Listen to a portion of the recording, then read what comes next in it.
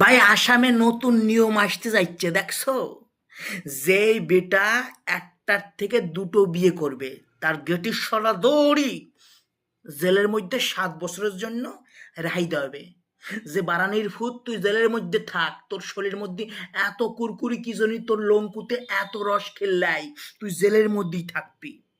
আবার যেই সব মহিলাদের 3টের থেকে বেশি সন্তান হইবে তাদের কিন্তু এই যে সরকারি যে সব সুযোগ সুবিধা দেওয়া হয় সেইগুলো তাদেরকে দেওয়া হইবে না। হুদাহুদি করবা তোমরা, মজা করবা তোমরা, আবার করবা আল্লাহ দিছে আল্লাহ খাবে বারানি জাত।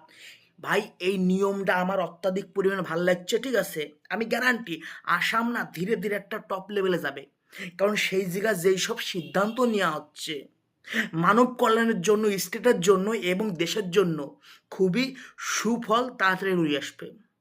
দেখো ভাই, জনসংখ্যা যত নিয়ন্ত্রণে আসবে সেই জায়গা উন্নতি হইতে উন্নত হইবে বাধ্য।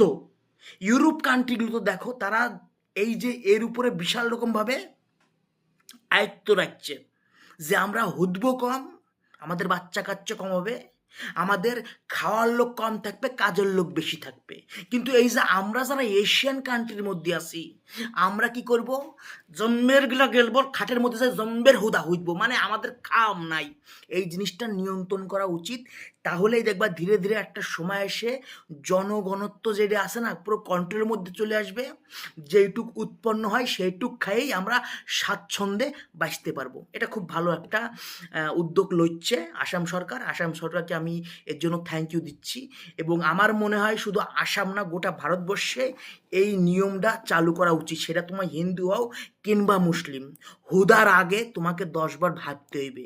আর ওই যে কি বলবো, বিয়ে মেয়ের কথাও তো বলতে লজ্জা লাগে। আমার তো একটাও বিয়ে হয় না, আর বারানির পুত্রা সাইড দিয়ে বিয়ে করে ফেলতেছে। উফ, ডিপ্রেশনে ফেলায় তাই মাঝে মাঝে আমারে।